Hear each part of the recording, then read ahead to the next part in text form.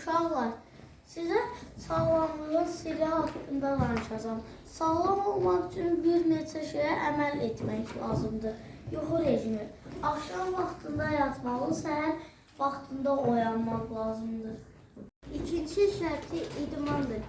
Səhərləri idman etmək bizə sağlam və gümrah qalmağımıza kömək edir. Necə deyərlər, idman sağlamlığımızın rəhnidir.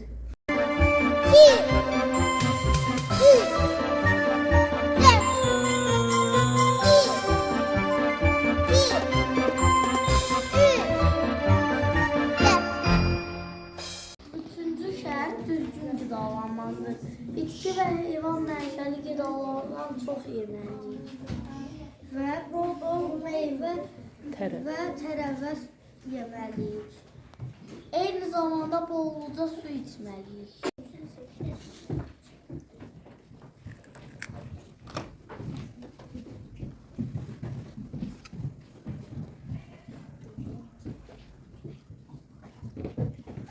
Sağlam olmaq şərtlərinin biri də gün rejimidir.